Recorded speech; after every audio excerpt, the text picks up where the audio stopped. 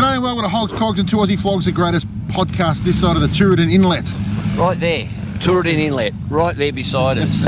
Yep, we're down here at Tooradin this week, mate. On location. On location, and we actually have a shit ton of bikes here. There must be 300 bikes here, mate. At least. And it's the Vintage Japanese Motorcycle Club's Tooradin meet, which is held every Thursday. Anyone that follows my channel will have seen I've done a video on it. And every Thursday, 56 weeks a year, including 56. Christmas Day. 50, however many weeks there are in a friggin' 52 is there? All right. They were doing overtime. Oh, mate, the time just goes that fast. I tell you, I don't know about vintage bikes, mate. A lot of vintage blokes down here. There is a lot of vintage blokes. Well, I suppose being midweek, mate, a lot of people, the younger crowd are at work, and some people are off at the superbikes this weekend. But every Thursday, this place never fails to bloody impress. It's. I was shocked when I pulled in, to be honest with you. Yeah. Great spot for it. Yeah. Perfect. Well, they're supposed to start rolling in at 10, but, like most old blokes, they're impatient, and people get here about 8 o'clock. So sometimes around about 11, you start to see some leave, but they've been here 3 or 4 hours already. Well, if they came from my place, they would have to leave at 6:30 this morning because it only takes 2.5 hours to get in. Frankly, if you live over there, mate, what can I say? No one's fault but your own. Now, the one thing about this that I noticed, it's on the way to Phillip Island. It is. Well, it'll be as far as you get shortly. Yeah. Although, as far as I was concerned, so yesterday, obviously, we had the big news that the big race is now going over to Adelaide. Mm. And I'm sure our Adelaide viewers will appreciate that, mate, and they'll be very happy about that. And Tailem Bend is a very cool track with great facilities. But no accommodation. And it ain't no Phillip Island as far as I'm concerned. No. So it's going to be a very interesting thing to see how they accommodate, 50,000 or more people at a place that's got one caravan park and 3 Airbnbs.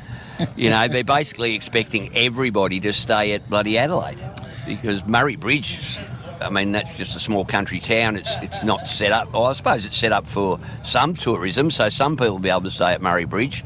But the vast majority of people, if you don't camp, you'll be going to Adelaide, I'm afraid, and it's an hour and 15 minutes from Adelaide normally. But what will it be like with 50,000 people trying to get to Tailem Bend? It was always easy to get to Phillip Island until we tried to put 60,000 people there, and then we had to split the road in half. Now, tell me one thing. The reason they wanted to take it from Phillip Island because they wanted to have it at Albert Park. Yes. Well, what's the point of moving to Tailem Bend? Well, apparently, South Australian government has said to them they're going to make a street circuit in Adelaide in time. Now, I call bullshit. I reckon if that thing gets to Tailem Bend, the bloke that owned Tailem Bend, and you interviewed him when we were at there for the Hog 120th, he was keen as mustard to get the Grand Prix there, wasn't he? Yes. And I don't reckon he'll be in any hurry to get rid of it because he owns Tailem Bend, he doesn't own Adelaide. Well, so what? I know they tried to get it. Well, look, there's a couple of things at work here. First of all, I'd say that the Vic government hasn't got any money to actually pump into it anymore. Well, that seems to be the excuse for everything these days, doesn't it? Well, it's not an excuse, it's reality. Yeah. Because if you donate $15 billion to... strippers. Yeah, and the CFMEU and all that sort of stuff, it's hard to, It's a shit way of... You've got to prioritise. Yeah. You've got to prioritise. Yeah. Right? Well, why would we want entertainment for motorheads, really? Yeah, exactly. Anyway. So, going back to... but even if they moved it to Albert Park, which is what they wanted them to do... And look, I understand why you would want it in the city because, you're dragging more people into it. Yeah. I just don't know how they would have done it at Albert Park. There'd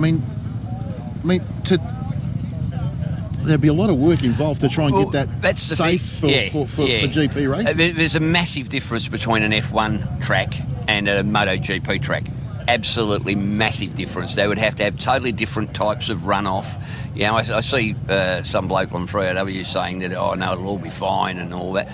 Bullshit. It's totally different racing. And unless we want something like the Isle of Man here, which would be fine and cool, but if we're happy to lose 1 or 2 riders a year, as they do at the Isle, yep. But but it's a different sort of. Plus, of course, you'd have all the Karens of South Melbourne and around Albert Park bloody complaining again because the only way they could run it is 2 weeks in a row. So having the Formula One race one week and the Moto GP the following, and they couldn't really set it up, close it down. And as I said, they've got to be two totally different tracks anyway. So the expense would be huge, I would suggest. Yeah, I just don't know. For me, it's more about the riders. Like I said to you, like I can understand the reasoning behind having it at Albert Park. Yeah. I just can't see how they could possibly set it up to be safe for Well, riders. I suppose anything's possible as long as you put enough dollars into it. Yep. You know, and that's what it would come down to. But obviously, the Victorian government didn't have the will to do that. Okay, so going back to so what is Adelaide going to be able to do? I mean, because they got their street circuit there and lots of stuff, but again, it's not set up for riding. I don't understand how they're going to. Well, I suppose they're suggesting that over the next couple of years, because I think they said it's going to stay at Tailem Bend for up to 5 years, and then after that, well, once it's there, once we got it back, it stayed here for 30 years, didn't it? Yep. But just a little bit of a warning to South Australia. Sydney stole it off us once. They only had it for 2 years. Yep. So I'm not holding out hope that it'll come back to Phillip Island, mate. Especially when next year they only have 20,000 people turn up. Yep. But it'll be interesting to see. Well, now we've both been to Tailem Bend. It's a great track. A great track, but it's not as nice as it's not Phillip Island though, is it? No. Well, nothing is. I mean, let's face it. Phillip Island is considered one of the top 5 motor racing circuits in the world. Yeah. But I don't know. Yeah, like I said, Tailem Bend's nice, but it's not. I mean, you haven't got all the intricacies of what Phillip Island's got. So I don't think the racing will be as interesting. No, I look. I've watched racing at both tracks. But as I said, Tailem Bend's not bad. Viewing is good at Tailem Bend. Viewing is very good at Tailem Bend. You can actually see probably 100% of a track. Yep. So that is one thing that will be good. But the rest of it, I just don't think it's going to excite as much as say Phillip Island. But I'm a little bit biased, mate. I went to the first 2 and probably went to the first 16 or 17 of them, maybe 20 of them, and I love the Moto GP and the excitement of Phillip Island. It's not just at Phillip Island though. It's not just the track. You know, the life in cows. Yep. And at San Remo over the entire weekend is just bursting with bloody. Well, this is the other thing. I mean, Phillip Island is a tourist town, yeah. Right? So there is accommodation coming at your bum. There are restaurants, bars, cafes, takeaways, other things to look at while you're there. Whereas Tailem Bend, when we went for the Hog Rally. Now, we went to the Hog Rally, mate, and remember we went into town and it was their biggest week of influx tourists for the year at Tailem Bend. They get a lot for the superbikes, but for this, because it was a dedicated thing and it was Australia-wide going there, they had, I don't know, what was there, 7,000? I don't know how many people were there, but the stores were closed. The whole fucking town was closed. We couldn't buy a sausage after 5 o'clock. No, it was just nothing. No. If it wasn't for the pub, I wouldn't have eaten at all. So I just don't know where they're going to put everybody. I mean, basically, you're going to go and you'll have a good time at the track, but those who used to enjoy going into town and having fun, no one's going to drive back to Adelaide and all go back to the same spot, are they? No. You know, no one's going to go to Murray Bridge and party the way they do at Cows. I just can't see it. It's too far. Yeah. Well, Murray Bridge is what, 30 k's from Tailem Bend? Yeah, I know, but it's a whole different town, and it's a whole nother ball game. You know what I mean? Like, yeah. I don't know what they're going to do. I mean, one of the great things about the island is you can basically park your bike, camp, walk out the front of wherever you're staying, and get a bus straight to the track. Yep. Have a few liquid refreshments while you're there, or 7, and stagger back to the bus and go into town after that, and everybody has a bloody good old time. One other thing too, I mean, I'm heartbroken that it's gone, quite frankly, mate, and I haven't been for about 5 years, but geez, I might have to go to the last one. I might be one of the reasons, I don't know. But again, I think I think the Phillip Island GP track probably needed to upgrade some of their stuff there as well. 100%. I mean, they've been... And they haven't done it. Well, Lindsay Fox had been promising to build motels and all that sort of thing there, but again, you look at all the regulations, I can't believe it. Mustn't have had the right builders building it, mate, because it seems everything else was paid for by the bloody Victorian government. Yeah, but not that. But not that. Something that could have lasted well into the future. So, who knows? I don't know where we're going with the Moto GP, mate. I hope it comes back to Phillip Island one day. But in the meantime, enjoy South Australia. Trust me, it's a great event. You know, this is what people don't realise, how much you lose from losing a big event like this, right? You get the influx of people coming to watch it from overseas. Yep. All these little shops, bakeries, petrol station on the way to Phillip Island, they all lose out. The Phillip Island tourism loses out. All the restaurants in Phillip Island lose out. All the Airbnbs in Phillip Island lose out. All the accommodation in Phillip Island lose out. So it's a lot of money out of the state in a state that can't afford to lose any more money. Well, that's for sure. That's for sure. But, mate, what do we do? It's gone now. It's gone. Yeah, that's the best part about doing a live broadcast, isn't it, eh? Yeah, I love the smell of a two-stroke in the morning. Grouse. I love it, mate. And now, go on. Well, no, it's just one thing I did want to bring up is speaking about how poor our state has become with everything. We need to generate some wealth in this state, mate. Yes. And what better way of generating wealth in this state than purchasing your own Victoria's Roads Are Disintegrating sticker. Yes. We've got those on our merch store, mate, and the link is in the show notes, so I'll put it in there. Get your own, and you know, we're only going to be selling these for a short period of time, we hope, because with any luck come November, we won't need them anymore. The roads will no longer be disintegrating. They would have disintegrated. They'll have disintegrated. Well, that'll be it for Jacinta with any luck. So, along with that, we've got what we announced last week is the second coming of the Pissed Off Biker Brigade, basically, mate. We're heading down to Warrnambool on the 21st of March, Saturday the 21st of March, heading down there for the second rally. And the reason we're having it down there is because, mate, I keep hearing that, you know, the country's ignored. Well, let's show these peanuts at Spring Street that the country can't be ignored. Yep. And Warrnambool, Port Fairy, Portland, all those Tooradin, areas. Mortlake, Timboon, all those areas down there. Yep. The roads are horrendous. Yeah, and that doesn't help with tourism down that way either. No. You know, people go, well, yeah, I don't mind going down for the weekend, but I don't feel like getting RSI of the butt when I'm driving down there. To be honest, a couple of people that didn't come to the rally at Parliament House actually sent me a text and said, listen, we're not coming because the roads are that bad. I'm actually, you know, worried about getting there. So, I mean... Yeah. Oh, mate, well, as I said, I came back down that way not that long ago. It is not getting any better. And can I just say one thing too? To the geniuses out there that keep saying, well, you just have to ride to the conditions. And, you know, if you ride properly, you won't hit a pothole.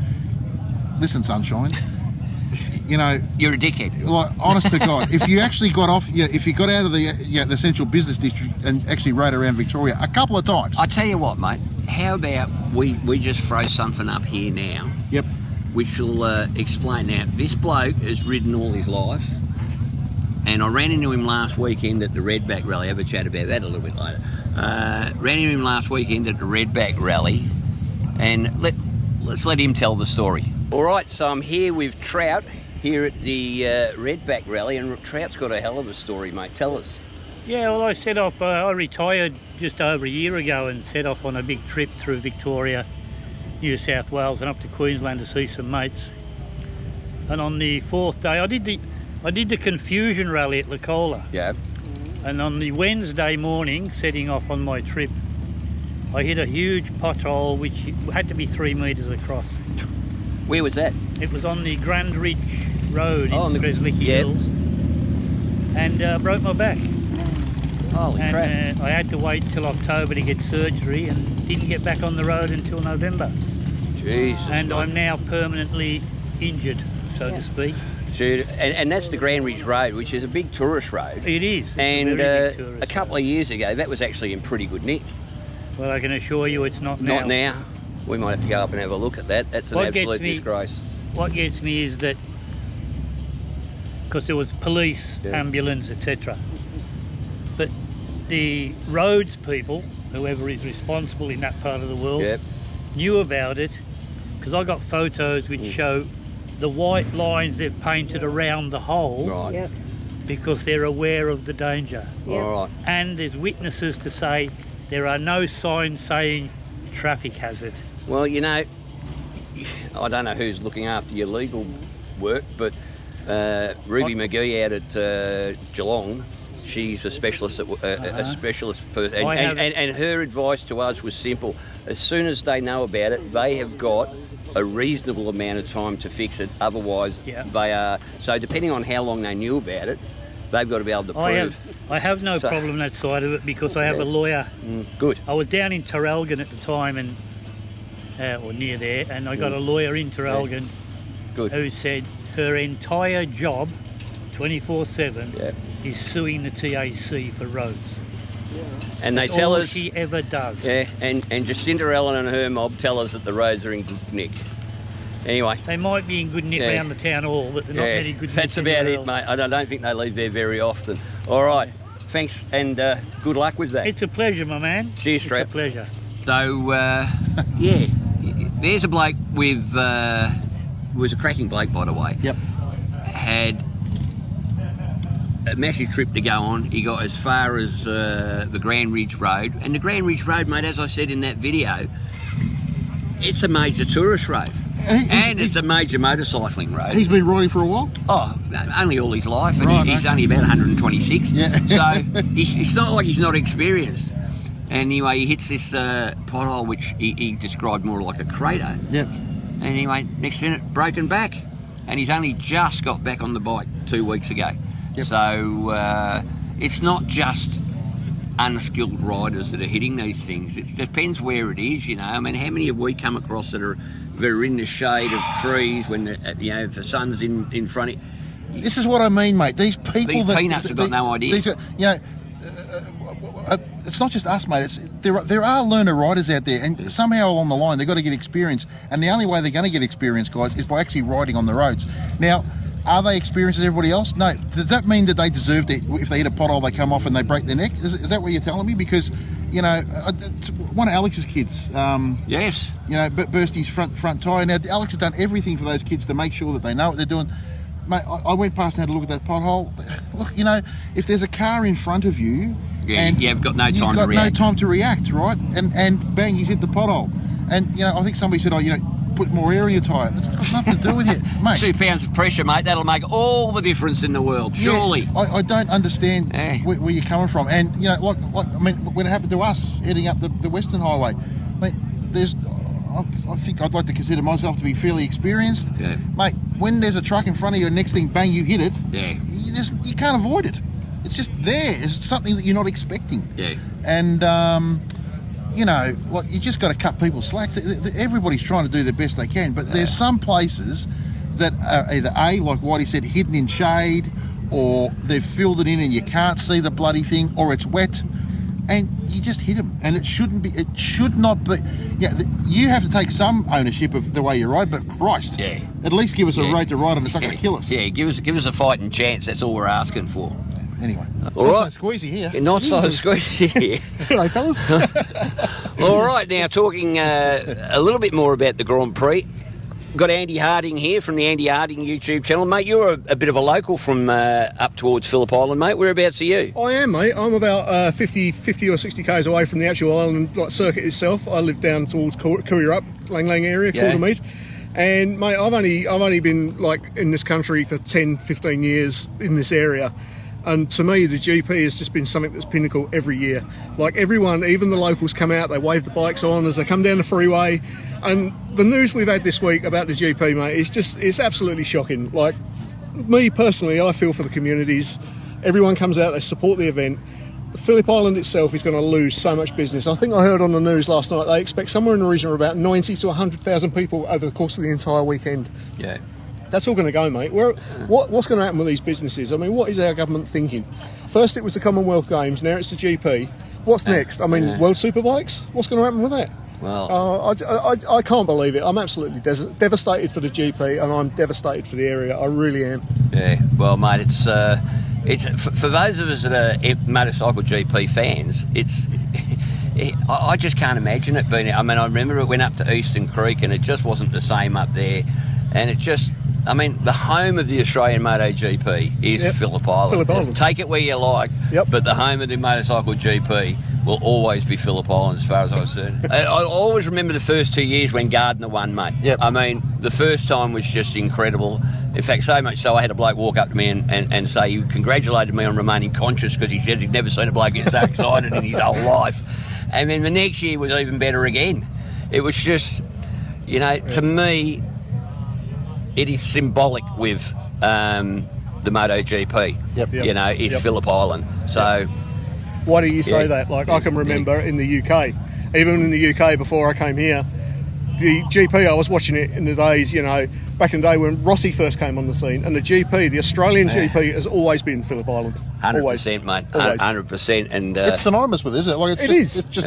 I can't believe it. I really can't. Yeah, well, it's shattering for a lot of us. But you know what? I'm sure. I'm not saying South Australia ain't going to give it a good run, but you know, it's hard news to swallow, isn't it? It is. It really is. Yeah. I think it's something like $100 million comes out of the coffers because of it. Yeah. That's you're not going to get any more. Well, that's nothing when we've got a state government that's happy to give away $15 billion. So, I mean, to them it probably doesn't mean much. But once again, it ain't their friggin' money. Yep. Anyway, Andy, thanks for joining us, mate. Thank you, guys. And take a look at Andy's channel, Andy Harding. Yeah, Andy_Harding on YouTube. Just a small local channel. I video a lot of my rides, but any support you give me, greatly appreciated. Thanks, Good luck, guys. mate. Appreciate it. Check him out, like and subscribe. Thank you, buddy. Cheers, mate. Thanks, mate. Rightio, so we've got the Mayor of Tooradin here, Dave. And he's in charge of, so you're in charge of roads, transport, what have we down here? Well, transport, yeah. Charge of transport. Two-wheeled vehicles. Yeah. All right, so David Parker, mate, you are one of the two founders of this Vintage Japanese Motorcycle Club meet, which started here how long ago, mate? Oh, gee, 8 or 9 years ago. Yeah. Yeah, it's I don't know. I've forgotten, but I'd say 8 years ago. Yeah. And it started off as two blokes It did. coming down here to basically hide from their wives. Is that right? Oh, absolutely. Actually, how it started was my mate Kevin Miller was a paraplegic. And we were up in his. I've been banged up a lot by bike accidents as well. And we were up in his shed up at Cockatoo one day, and it was freezing cold. We're trying to get the heater going, trying to find enthusiasm to work, and went, let's get out of the house for a coffee once a week. Just something, forget about everything. And he wanted to come to Tooradin because from Cockatoo, he had to ride a trike, and to get on the trike's a lot of work. So he wanted to go somewhere worth riding. So we decided to come to Tooradin, which was actually the bakery first, and then the next time we came here. But me and him turned up here and went, oh, this is beautiful. It's the location is brilliant. There's plenty of parking on the grass. There's public toilets, coffee shop. It's got everything. Just barbecues. If we want to have a barbecue, there's free barbecues. You can fish. You can fish. If you're into fishing, the fish are pretty safe where I am. But it's got a shelter for when it's raining, and so we just put the word out and said, if you want to turn up, turn up. If you're interested in motorbikes, Kevin, we're both in the VJMC, but we rode anything when we could.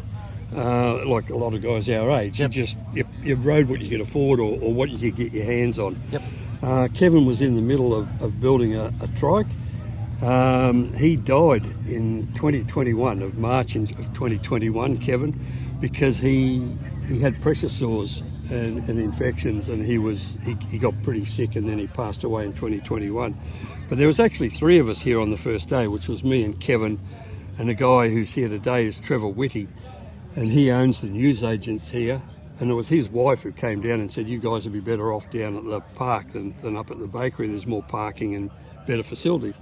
And so that's how it came about. So initially 3 of us, and then it's turned into. Well, how did it spread, mate? Word of mouth. Yeah. Absolutely. What you guys do brought it to more attention.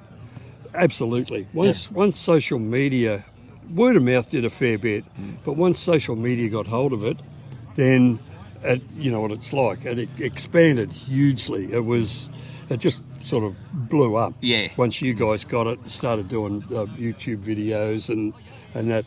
So that's really how it's turned out how it is. Now, am I right in saying it's to go 52 weeks of the year? 52 weeks a year. So you're here Christmas as well? Absolutely. We were here at Christmas. I think I said last time, Whitey, we were running on Christmas Day, and we did. We got about 50 bikes turn up, which on Christmas Day isn't so shabby. Yeah, I reckon that's absolutely sensational. But the best part about it happening on Christmas Day, and I've thought about it a lot since then, mate, because a couple of people have told me, how good is it that for those that ride but don't really have anyone, like don't have family, and all their friends are off with their family, but they were able to get on their bikes, come here and be with like-minded people on a very important day of the year. And I think that is a service that you guys, you probably don't realise how big that is, but that for some people could be massive. Oh, absolutely.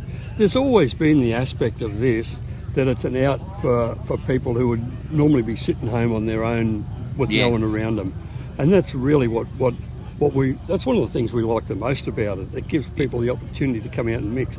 But on Christmas Day, there were some good people put in. We ended up having I think we had 3 Christmas cakes. One of the women made sandwiches. The Morrises turned up with 2 mud cakes. So there was a big spread in here in the rotunda of food. And that was after the week before you'd had the Christmas party, which had 600 to 700. There was 600 to 700 turned up that day. 600 to 700. Live band. Incredible. Well, we had a live band, yeah. So we cleared out. I got 520 sausages, and we got rid of every one of them. And we had 24 loaves of bread, all that went. 24 packets of onions, all went. But on top of that, one of the girls made 10 dozen scones. What's that? 120 scones, then cut them in half. And they're all gone. Jam and cream. So 240 half scones, and every one of them went. Every one. So when wives, I'm talking to you now, when we say, look, we've just got to go and, with me mate and spend a little bit of quiet time, this is where these things come from. Genius events come from small beginnings. Yeah. So don't ever get pissed off at your husband when he says, I've just got to nick out with Freddie. We're going out for a quick ride on the bike. You never know what you could be stopping. If on that day your wife had said, no, you're staying home and painting the toilet, that'd have been it. There'd have been thousands of people disappointed. Yeah. Now, you know what surprised me? This is a Thursday. Yes. It's a Thursday morning. And like I said before, there's a lot of vintage bikes here with a lot of vintage blokes as well. I just think it's incredible that a Thursday morning can get this sort of crowd every Thursday. It's not once a month. Every Thursday. Every Thursday that everybody heads down here. Yeah. I'm tipping rain, hail or shine. Pretty much, yeah. And the numbers will drop off in winter. Absolutely they will. They always do every year. Yep. Because when it's 10 degrees and raining... Well, the arthritis plays up. Yeah, that's right. There's not a lot of enthusiasm. But we get guys... Initially, we were probably getting 5 or 10 intrepid guys who would ride in anything. But now, when it's raining, we seem to get about... We're down to 60, which down to 60 is... There's still a lot. Even 60's a lot of people. It is a lot of people on a crappy day. Exactly. And look, if you want, I can bring as much rain down here as you want. If you want to thin the herd out, he can definitely bring as much rain as you want. In fact, I'm watching over my shoulder here, mate. It's looking. I see a black cloud over here, and it's looking for you, I reckon. So, one of the guys actually went around and counted the bikes today. Would you believe? I don't know how he does that, but he came up to me about an hour ago and said, I've counted 260 motorbikes. But while he's telling me that, there was another 10 rolled in. Yeah. And I said, well, all of a sudden we're at 270, and they just kept...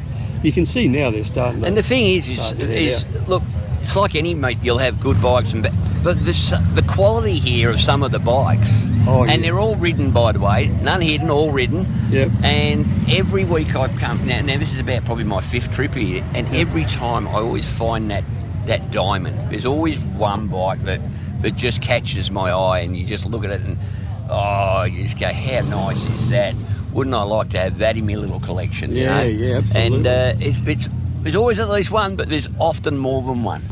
So it's turned into an incredible event, mate. Yeah, well, there was over there.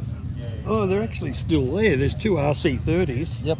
Parked beside a Honda 4. Yeah. looks like a 72 Honda 4. Yeah. Well, with 2 RC30s I parked beside walked it. down there before, and I thought I was like going into the history books, mate. There was a CBR 1000. Exactly the same red and black colours that I had, and sitting next to it was the bike I had after it, the yellow TLR Suzuki, mate, the V twin. TL were brilliant. TLR. This was the one with the full fairing. Yeah. And spent very, very, very way too long on its back wheel.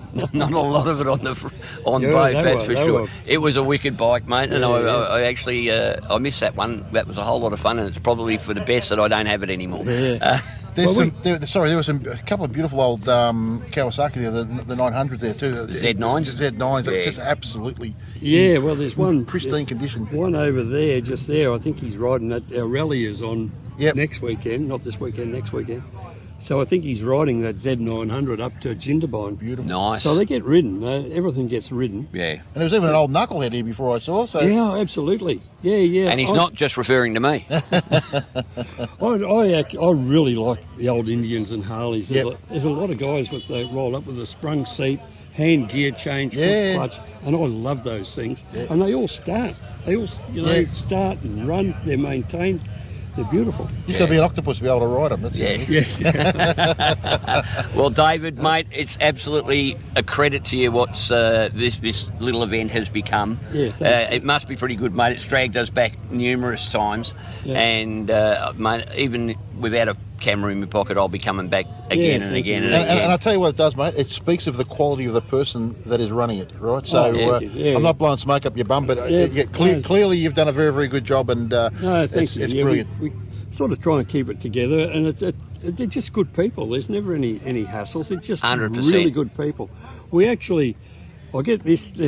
We have one regular, and this amazes me. This guy's regular. He rides a dual-purpose bike. He comes from Dubbo, right? And no kidding, he gets on his bike and rides 10 hours to here, meets up with everyone, has a coffee and something to eat, and rides home. Wow. He's got a thermal imaging camera on his handlebars to spot roos because he rides at night.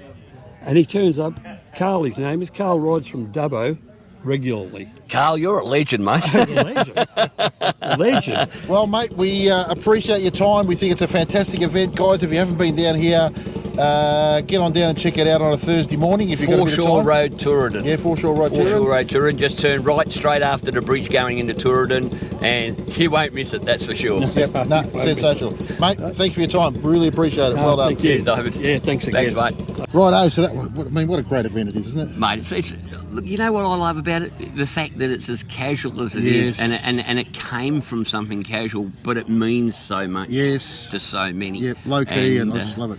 Mate, it's just, and I'm lucky, mate. I only live like 30 minutes down the road, so I can nick up here every Thursday if I feel like it. And it works a treat, mate, and a credit to the entire vintage Japanese motorcycle club, I guess. Yep. But especially to David and his mate that he started it with. Yep. Now, next on the agenda. Yes. We've got a new flog. A new flog, a new expert. This is interesting, mate. This is going to be interesting because we're adding a new member to the Hogs, Cogs and Two Aussie Flogs team, aren't we? Paul from Bikes I Like. Yep. Who's he's got actually a big YouTube channel. He's especially big in the States and all that sort of stuff. I was talking to him yesterday. So let's, without further ado, let's introduce Paul from Bikes I Like, who will now, well, we'll let you know. We'll let him explain what he's going to be doing. Let's bring in Paul Van Gaans from Bikes I Like, and introduce. He's now become an honorary flog. G'day guys, how you going? How are you? Hi, Flogs. How you all doing? Good, mate. Yourself? Yeah, I'm going well. Going well. Fantastic. Well, and first of all, it's an absolute. First of all, let us welcome you to Hogs, Cogs, and Two Aussie Flogs, mate. Thank you very much. It's an absolute pleasure to be here. So it's awesome. All right. So maybe we can get a bit of for the viewers, a little bit of a background on you, mate. Oh, okay. In terms of, I'm a YouTuber, as you guys are. I started my first YouTube channel probably 2012. Started Bikes I Like in 2019, and just basically, I'm into all bikes. I currently ride Indians. I'm currently into Indians, but predominantly I just like motorcycles, and which is why I call my channels Bikes I Like, and I cover the bikes I like, which is pretty varied. And so I've got about 54,000 subscribers, 14 million views now, it's just enjoy making videos. Now, what bikes have you had, mate? I know you've had a plethora of bikes, but first of all, what are you currently riding, and what have you ridden in the past? Okay, so currently riding Indian Chief Dark Horse and an Indian Chieftain, both with the 116 power plant. I love the old school air-cooled V-twin engines, and when I say old school air-cooled, like knuckleheads, shovels, panheads, I love all that sort of stuff. And to me, in the Indian lineup, the 116 is most like those engines, which is why I like that engine. I started my motorcycle journey on a Kawasaki LTD 250. Do you remember those back in the 80s and 90s? It's a little cruiser. It was a little cruiser, little 250. I went from there to an XS 1100, XS 1.1 as it was back then. Yes, Yamaha shaft drive. I actually raced those at Bathurst years ago. I used to race, believe it or not. Then I went to CBF 1000, CBR, sorry, 1000F. I had two of those. One was just an awesome bike, and then I bought the same bike a few years later, and Honda just tamed the bike completely down. It just wasn't the same. GPZ 1100, ZX7R Kawasaki, BMW R1200 RT, BMW K1300S, Yamaha Virago 1100, Kawasaki Versus 1000, Vulcan Vaquero, Kawasaki's attempt to take on Harley. Didn't work. Yeah, didn't work. Honda NC 750X, which is like a crossover adventure bike. And Honda DeVille, which is probably one of the worst bikes I've ever owned. But yeah, that's pretty much my lineup. So it's pretty varied. Yep. Well, mate, I've obviously watched a lot of your videos, and the one thing that really impresses me about your videos is you can look at a bike and you can give a really good review of it. I really enjoy watching your reviews. Thank you very much, Waddy. They normally hit the nail on the head, and you give an honest review. You're not just saying it's great because it's one you've got or one you've had the privilege of being borrowed to or whatever. You actually give an honest review. And I think that's what people are looking for on YouTube. I think that's why people are so much gravitating towards YouTube, is because they actually get people that are going to be honest about. It's not just marketing.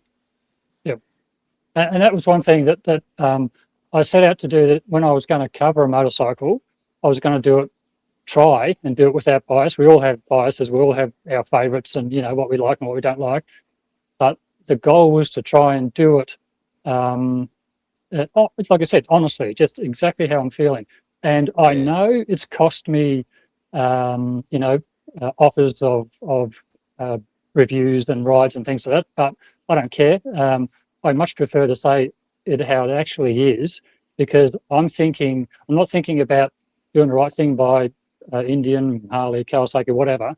I'm thinking about doing the right thing by the poor bugger that's going to buy that motorcycle. And I want them to know what I'm thinking, what I'm feeling, and how it's going. And I'm not going to sugarcoat it. I'm not going to run it down. But if I'm getting a sore back from riding this bike, I'm going to not only tell you I'm getting a sore back, but try and work out what's happening and what's causing it, and explain why it might affect you and why it might not. So that's the way I sort of tackle it.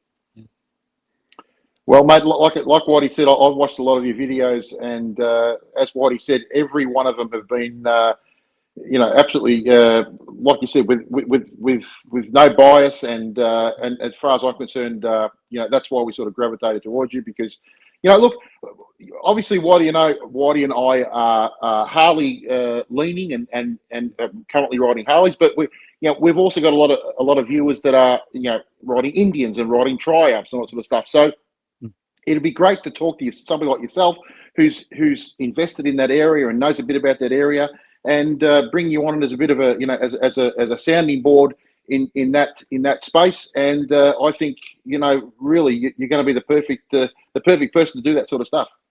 Yeah, cool. And I would love to do it. So yeah, I think this could work out well. And I better mention, I forgot my Triumphs. I had a Triumph Thruxton 900 and a Triumph America. So that's why I prompted you. Yeah. Well, look, the one thing we want to do is we want to appeal to all riders, not just Harley riders. And look, my bias is definitely towards Harley and certainly not towards Indian, but that doesn't mean that we don't think that, I mean, the Indians obviously are wonderful. How do I put this?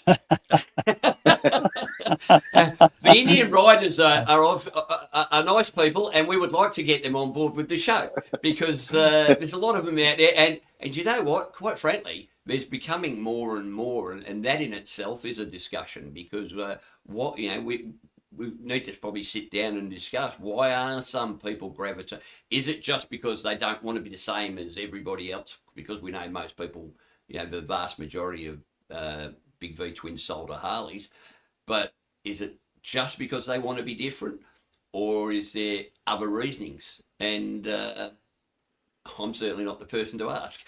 But I think you might be, Paul. Well, I think it's a mix.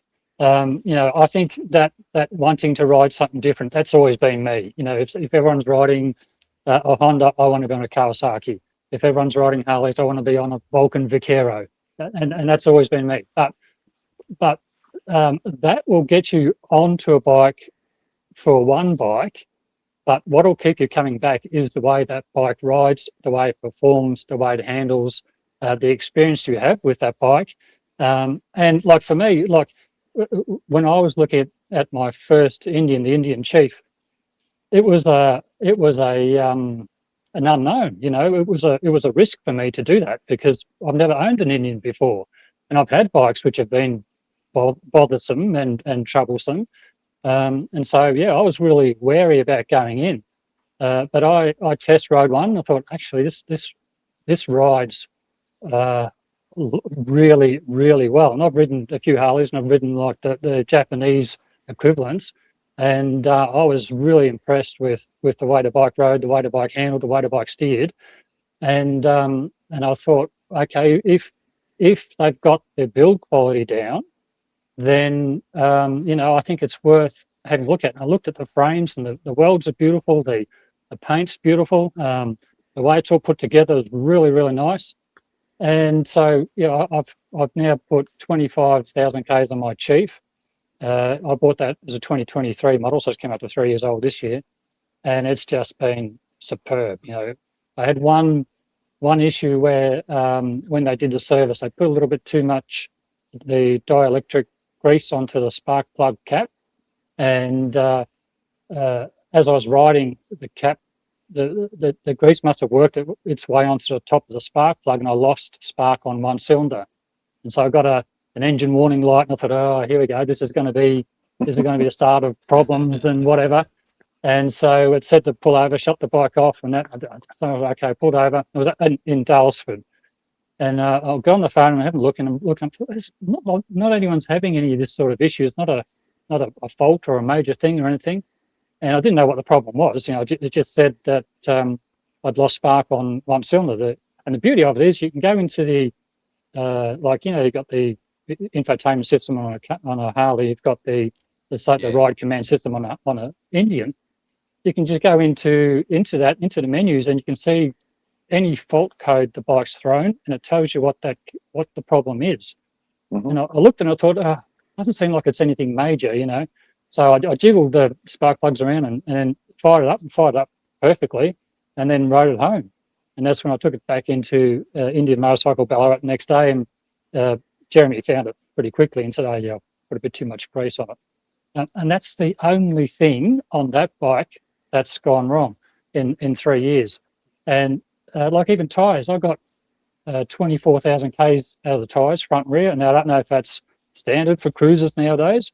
Like from sport bikes and things, up 8,000, 9,000, I was putting new tyres on. So to be pushing into those sort of that sort of mileage, I was super impressed, and that's why I bought my second one. I thought, you know,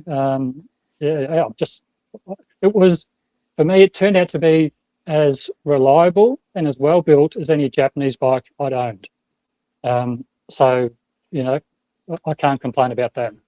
And it's the same with us too. Sorry, it's the same with us too. And Whitey will attest to this. You know, everybody bags Harley, oh, they're unreliable, they leak oil. I can tell you that any of the new bikes I've had have not missed a beat. And why do you be the same? Yep. Mate, I got to say, well, my bikes are sitting here on carpet, so Yep. if they leak oil, I reckon I'd hear about it pretty quick, smart, you know. So the tail gunner would be all over me like a rash. So no, they're sitting on carpet, and I've not all of it. The only one that I do worry a little bit about is the 1998 Sportster. I do have something underneath that because there's a fairly good chance that might just have a dribble once in a while. Yeah, but that's fair enough.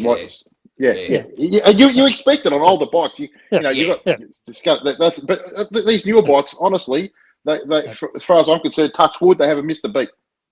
Yep. Look, from the late Evos to the twin cams to the the M8s, no issue with that sort of thing, and it's sort of annoying when you hear people, you know, bring up that old chestnut, you know, but it is what it is, you know. Everything has a history.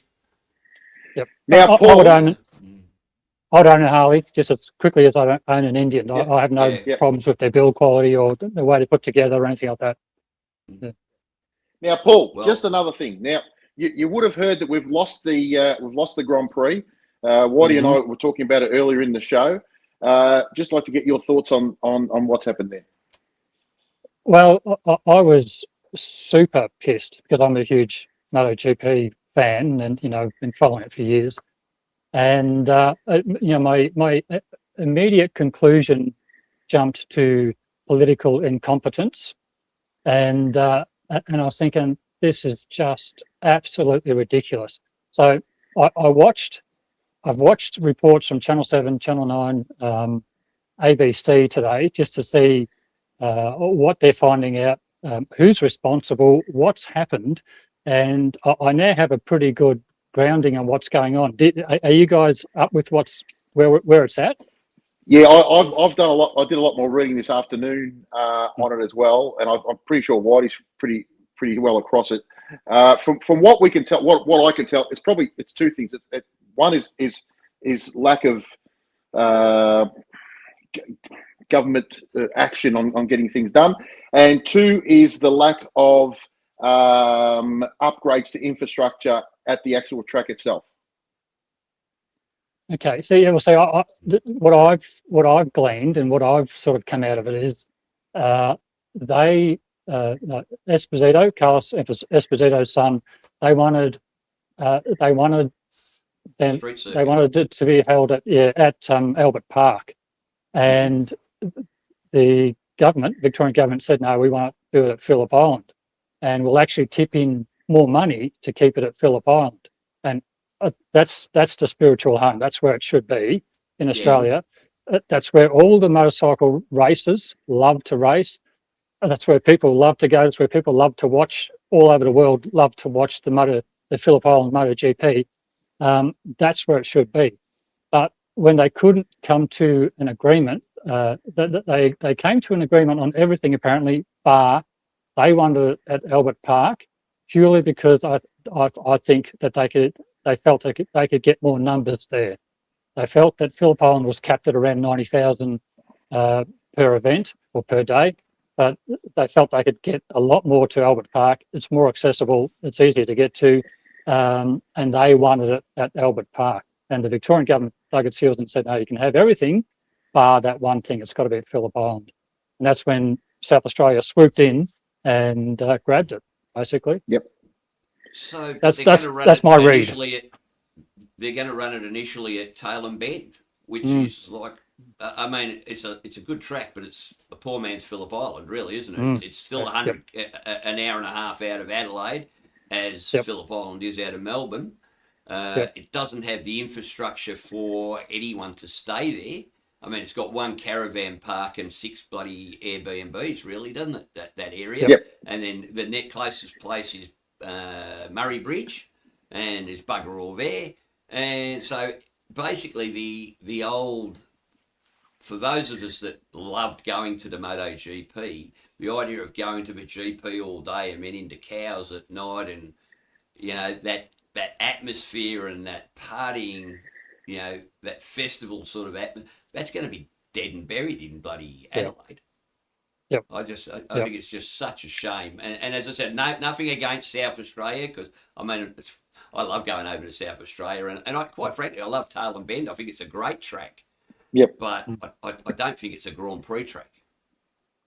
No. Well, look, one thing. Sorry. So one thing I heard as well was that they weren't happy. The teams weren't happy with the size of the garages there. They weren't happy with you know, the toilet facilities and stuff weren't up to scratch for that level of event. I think that pit lane wasn't wide enough from what I've heard. So look, I think there's a number of things, and I think, you know, had it been perfect and they had done some upgrades even for, you know, around the track with stands and proper hard stands that are there all the time and made the facilities up to scratch, then the GP, you know, people are in charge. It's a very hard argument to win. But if you're not doing all those things, I think it's a very easy argument to lose. But yeah, so what my understanding was, they had agreed to all that, all those little things.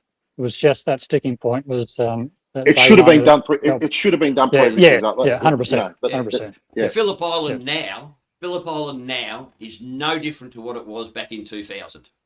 Correct. 20 odd years. 20 odd years later, it's still got the same toilet block in the middle. All right, it's still got the same pit building.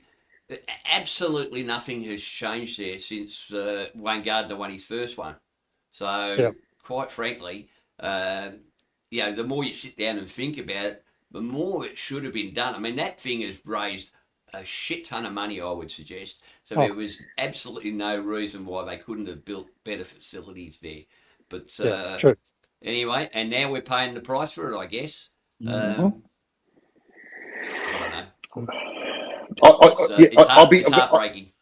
I'll be very interested to see how they come up with a street circuit, because that's a whole another kettle of fish. Trying to have a Moto GP circuit within, you know, I mean, just runoffs alone. There's going to be buildings in the way. They're going to have to demolish buildings and all sorts of things to try and get it up to that level of safety.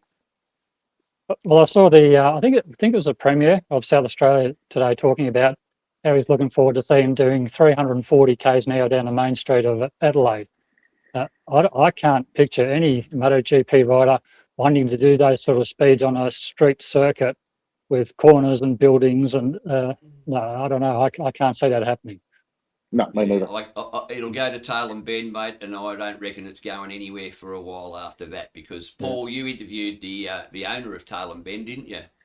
Yes, and when you did, he showed an interest in the MotoGP back then, and I think he's put a shit ton of money into this to drag that thing over there, and I don't think he'll be in any. And he's going to have to put a lot of infrastructure in around that area, and he's not going to do that for 1 or 2 years. Nope. So you can be 100% guaranteed that it ain't going back to Adelaide for I would have to suggest a good 10 years, because if you're going to ask him to put that sort of infrastructure in, he's going to want a guarantee of the race for X amount of years first. Yep. And 100%. if you're only getting 50,000 people to Phillip Island, geez, I think you're going to struggle at Tail and Bend. I really do. Definitely. That's going to be interesting. Yeah. Anyway, Definitely. it is what it is, and time will tell. Yep. Well, But mate, I'm gutted. Yeah, you and me both. You and me both. So, some of Yeah. the happiest memories of my life were down at Phillip Island, mate, and a couple of them I remember. Yep, same. You're doing well to remember them. That's exactly right. I'm not sure if it was. Yeah, I was doing well remembering a week after, mate. Some of those were big weekends. They were great. Now, mate, it's going to be absolutely fantastic having you on the show. We really appreciate you coming on board. And it's going to be fun. Yeah, I'm going to enjoy it. And I bought a special hat for the occasion too for you, Whitey. I don't know if you can read that. It's that's a conversation for later. You and me going toe to toe on that one, brother. No, wait a second. That's 52. No, we got to go. We got to go. We ain't got time now, Whitey. It's too late. Mate, great to have you on board, and I look forward to the chat. It's going to be awesome. I'm going to enjoy it. Thanks, guys, and thanks for inviting me. It's awesome. No, great to have you on board, mate. Yeah, great to have you on board, mate. Really appreciate it. Well, mate, got someone from the other side. Hey, the other side.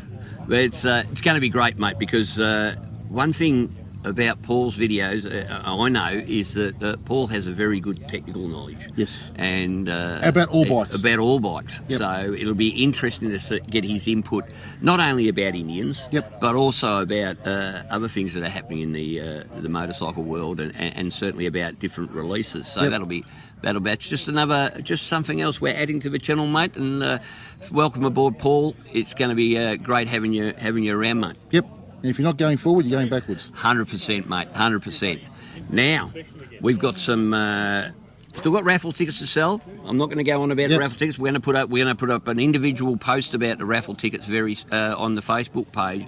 But we still have a shit ton to sell, and without people buying them, we're not going to achieve our goal of helping those partisans or Berkey's Boot Ride out. Yep. And Berkey's Boot Ride's going to be heading off soon. So and it seems that it's funny that we'd pick those two, because it now looks like Animal from the Partisans is going to be joining, possibly joining some of that ride. Yep. So that's interesting. So while you're out there riding around flogging boots, mate, flog a few raffle tickets too. All right. So that's beautiful, mate. Now, as for rallies, runs, and events. By the way, events, I just got back from the Redback Rally, mate. I'll have a video coming out on that in the next week or so, but just a shout out to the Scooter Grimshaw tourers who ran that. I'm wearing with pride, my Redback t-shirt. It was an absolutely, let me just say, if I thought last year's was good, mate, this year's was an incredible weekend. I think I'm still getting over it, quite frankly. It was a lot of fun. So, and if anyone was at the Redback Rally, the video is looking very interesting at the moment, mate. There were some funny happenings, and it must have been good, mate. Saturday night, the main night, I got into bed and then realised I hadn't had a drink. I hadn't had an alcoholic drink all day. I've been that busy running around and filming and stuff that I got into bed and went, shit, I haven't even had a bourbon all day. I think I had one light beer. So it was a busy day and a whole lot of fun and great weather. So keep your eye out for that one. Keep your eye out for that one. You had your Corbin seat video come out last night. Yes, or the other night. Yes. And gave us a review. And I've got to tell you, mate, I've got an ant in my shoe biting my foot. I'm not feeling a thing. No. Do you want me to stomp on it? No, it's all good. So the Corbin seat, mate, you gave it a massive review, and I think it was a bloody honest review too. Yep. So which is good. So if you haven't seen that, I'll put the link to that at the end of this video. So that is good. As for Victorian rallies, runs, and events, well, there's so much on at the moment. It just wouldn't be fair for us to waste half an hour of time. Head over to the Victorian Rallies, Runs and Events Facebook group. There's also the New South Wales Rallies, Runs and Events, which Chop runs. And now there's the South Australian Rallies, Runs and Events being run by Animal from the Partisans. Yep. So we've got a lot of the country covered. And it would be great if we can get something running in Queensland and Northern Territory and South Australia. Well, we've got South Australia, but Western Western Australia. Australia. That'd be fantastic. And we've got Tassie as well. So Well, yes. Well, there's always something happening in Tassie. yes, You know, that's brilliant. So now the last thing on the agenda, I guess, mate, and we've already discussed it a little bit, but rally at Warrnambool on the 21st. yep, We really need everybody to get on board here. Yep. We really need, and not just bikers. So if you know anyone that goes down there for holidays, you know any of the farmers down there who struggle with these bloody roads, can't get anything moved around hardly because of it, truckers, caravanners, whatever. We want you to all join us. Now, we haven't decided, at this stage, we're not sure about running a ride from Melbourne to there, simply because it's going to be too dangerous gonna be with too hard.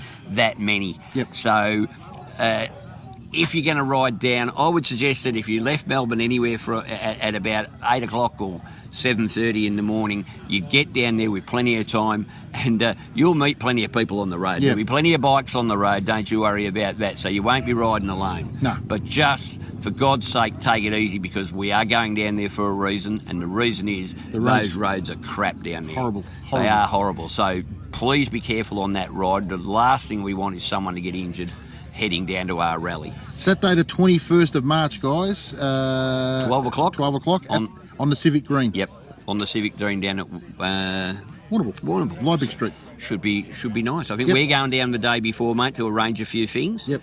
And we'll also have the disintegrating stickers for sale there. Yep. So if you want to get your stickers and put 20 on the back of your car, we'd be more than happy to accommodate those. Very All good. right. So that's it, mate. Well, Tooradin, mate.